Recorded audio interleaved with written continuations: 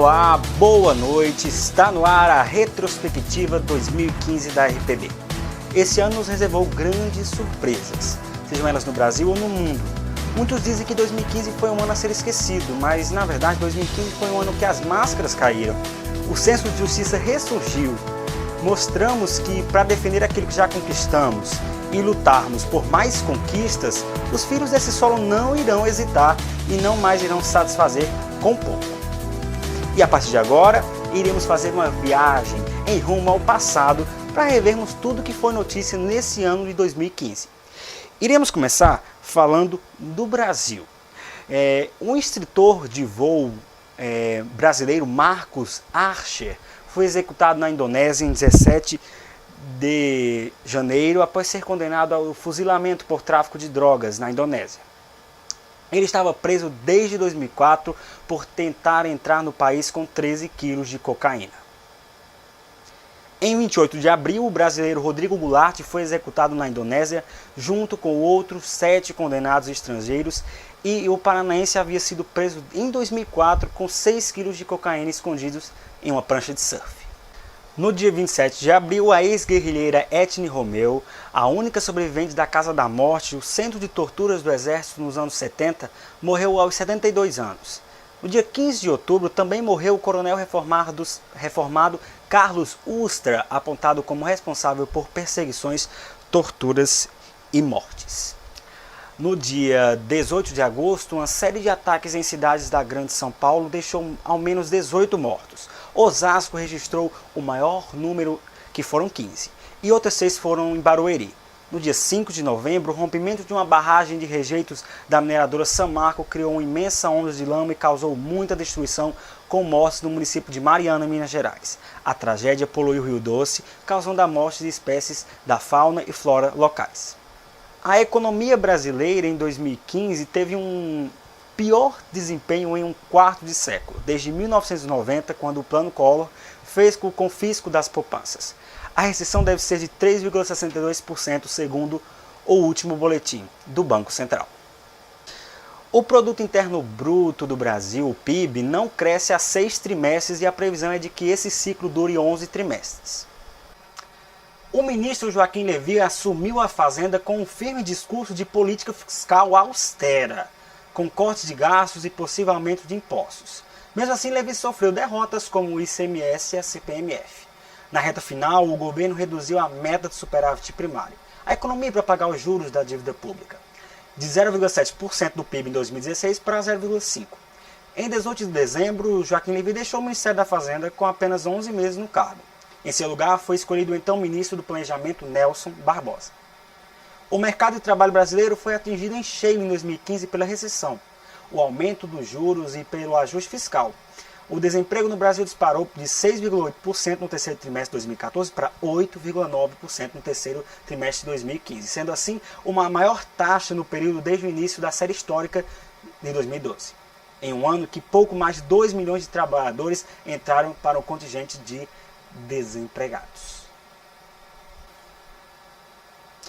A crise provocada pela Operação Lava Jato, que iniciou em 2014, foi aprofundada em 2015. O endividamento disparou e a Petrobras cortou investimentos e diminuiu 128 mil funcionários terceirizados.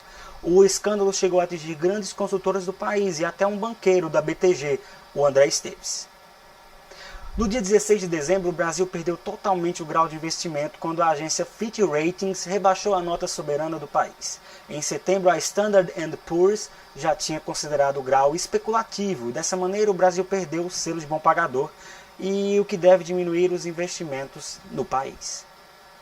O dólar disparou quase 50% e passou de 2,62 centavos no fim de 2014 para 3,89 centavos em 17 de dezembro. A movimentação da moeda americana é puxada por inseguranças na economia e a piora da dívida e a turbulência política, além de juros nos Estados Unidos elevados. A inflação chegou à casa dos 2 dígitos pela primeira vez desde 2003. A taxa chegou a 10,48% no total acumulado em 12 meses até novembro. O STF iniciou um julgamento sobre a descriminalização do porte de drogas para consumo no Brasil, em processo de desencadeado por uma ação que envolveu um ex-detento que levava 3 gramas de maconha. E agora nós vamos fazer uma pausa, mas depois do intervalo tem mais notícias que foram destaque nesse ano 2015. Não sai daí, porque a retrospectiva 2015 da RPB volta já já.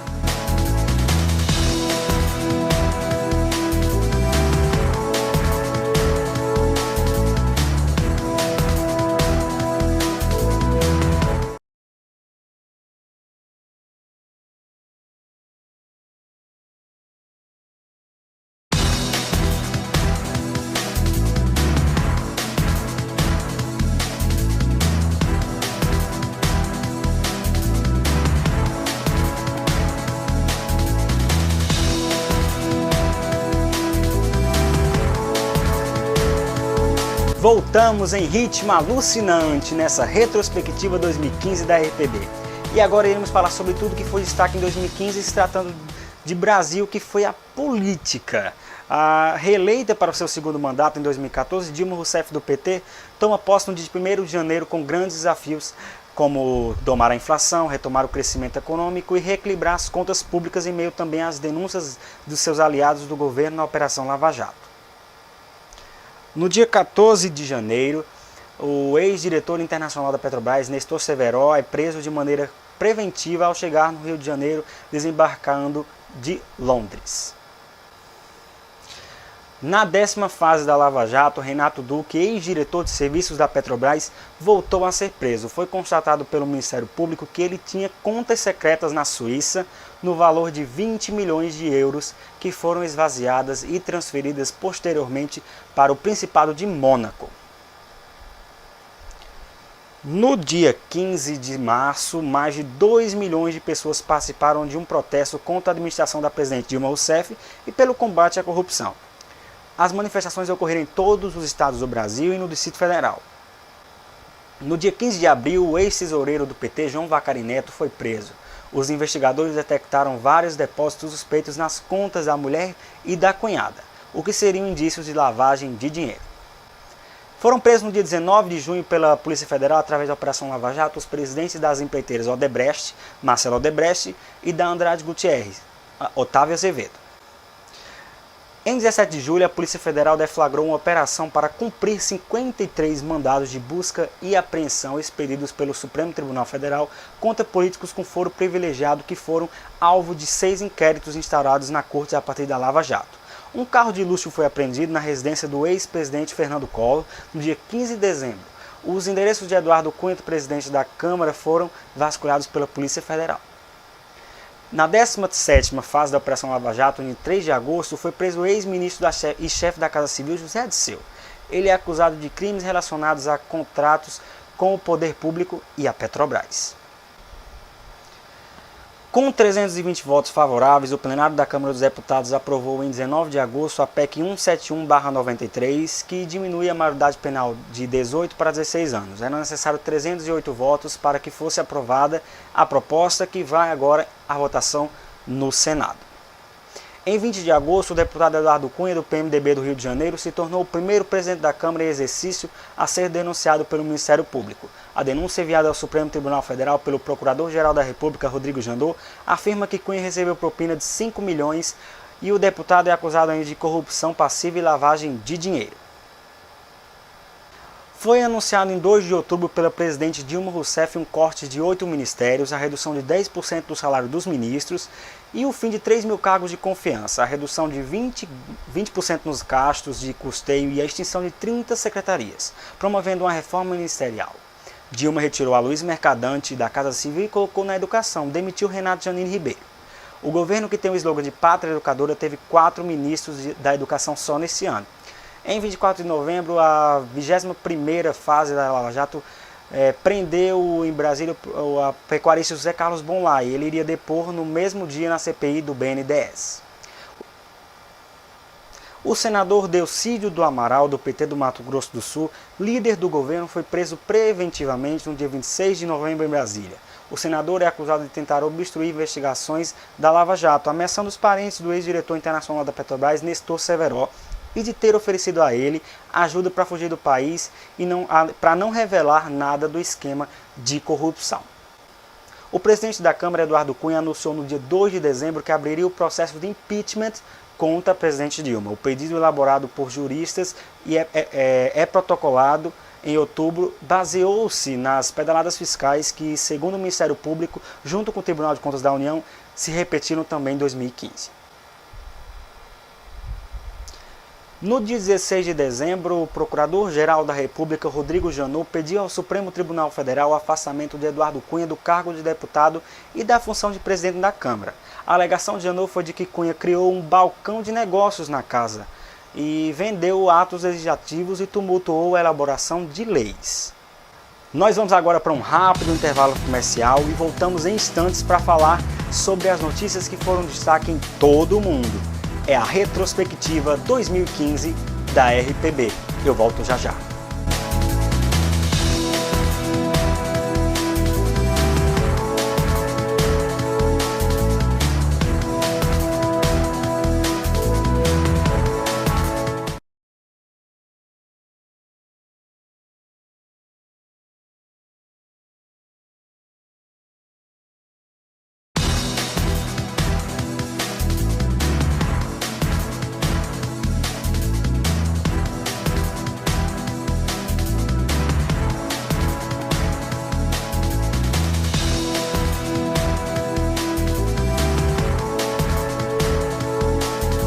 Esse ano realmente foi um ano bastante turbulento e que trouxe notícias muito tristes pelo mundo. Um atentado terrorista em janeiro ao jornal satírico Charlie Hebdo em Paris matou 12 pessoas e feriu outras 5.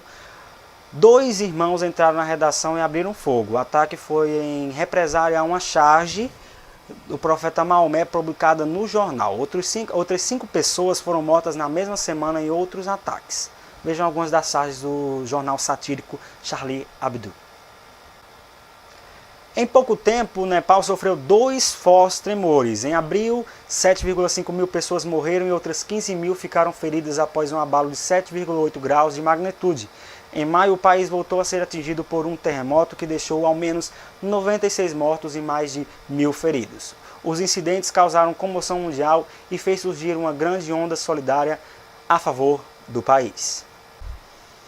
A Europa viveu em 2015 a maior crise migratória desde a Segunda Guerra Mundial, já tendo recebido 1,5 milhões de pessoas em fuga de conflitos e perseguições. Pela primeira vez desde 1992, são mais de 20 milhões de refugiados espalhados pelo mundo. O número de deslocados pode chegar a 60 milhões. Após 54 anos, os Estados Unidos e Cuba reabriram em julho as suas embaixadas. Foi a prova mais significativa que a reaproximação dos 2 países e que foi iniciada em 2014, quando Barack Obama e Raul Castro anunciaram a retomada das relações diplomáticas. 162 pessoas morreram em uma queda de avião na Indonésia. Pouco tempo depois, outra aeronave bateu num viaduto e caiu num rio em Taiwan, matando 48 pessoas. Em março, um avião da Germanwings foi jogado contra um rochedo por um copiloto, deixando 150 mortos na França. Uma série de ataques armados aterrorizou os Estados Unidos. Em junho, 9 pessoas morreram no massacre da comunidade negra de Charleston, na Carolina do Sul. Um atirador deixou 13 mortos em uma faculdade de Oregon em outubro. Em dezembro, um casal provocou 14 mortos em um centro social em San Bernardino. Em novembro, Paris foi devastada por ataques coordenados pelo Estado Islâmico. 130 pessoas foram mortas e a França declarou 3 meses de estado de emergência. Abdelhamid Abdul, mentor do ataque, foi morto em uma mega operação policial. A Argentina começou um novo ciclo político após 12 anos de kirchnerismo. Maurício Macri foi eleito com maior quantidade de votos desde 1983 sob a promessa de mudanças no país que sofre com a economia estagnada. Em dezembro, as eleições legislativas na Venezuela deram fim a 16 anos de chavismo no Congresso. A maior vitória foi da coalizão MUD, que reúne partidos de centro-esquerda à direita. A oposição conquistou a maioria qualificada na Assembleia Nacional com 112 cadeiras. O Federal Reserve, o Banco Central Americano, elevou a taxa de juros nos Estados Unidos após 7 anos em patamar próximo de zero, entre 0 e 0,25 ao ano. Desde a crise global de 2008, o movimento indica que a melhora nas condições econômicas americanas e pode levar também à saída do capital de países como o Brasil de volta para os Estados Unidos. Em junho, a Suprema Corte dos Estados Unidos legalizou o casamento entre pessoas do mesmo sexo em todo o país, obrigando a aceitação de 13 estados que ainda proibiam. Este ano, a Irlanda e a Finlândia também aprovaram casamento gay. O Papa Francisco iniciou em julho a maratona de importantes viagens. Ele veio à América do Sul e em setembro viajou para Cuba e Estados Unidos, marcando sua intervenção histórica que levou à reconciliação dos dois países. Em novembro, o líder da Igreja Católica desembarcou na África, onde visitou o Quênia, Uganda e a República Centro-Africana. Em setembro, a Rainha Elizabeth II se tornou a monarca com maior reinado na história britânica. Dentro desse monte de notícias desanimadoras, houveram algumas que realmente nos deixaram muito felizes. Vamos agora para as notícias diversas. Em 19 de dezembro foi inaugurado o Museu do Amanhã, projetado pelo arquiteto espanhol Santiago Calatrava, como parte de um projeto de revitalização da zona portuária do Rio. O espaço é dedicado às ciências e tem projeto sustentável, com utilização de recursos naturais e geração de energia solar. Em 2015, grandes franquias retornaram com força total. Mad Max e Estrada da Fúria foi sucesso de público e de crítica. Jurassic World bateu recorde de bilheteria, mas a maior expectativa foi em Star Wars, cujo 12º episódio chegou aos cinemas em dezembro. A suspeita de que havia água em Marte foi confirmada nesse ano. Apesar de ser salobra, a confirmação da presença da substância em quantidades é a chave para um sucesso de futuras missões tripuladas. As grávidas têm estado assustadas com o surto. Essa já não é uma notícia muito boa. As grávidas têm estado assustadas pelo surto de das febres Zika, provocada pelo vírus que possui o mesmo nome. Isso devido à associação do surto de microcefalia, a doença transmitida pelo mosquito Aedes aegypti, que também transmite a doença da dengue e a chikungunya. A Zika foi registrada pela primeira vez em maio nos estados nordestinos e espalhou pelo país. Depois do intervalo eu volto para falar sobre tudo que foi destaque em 2015 no mundo dos esportes. A retrospectiva 2015 da RPB volta já já.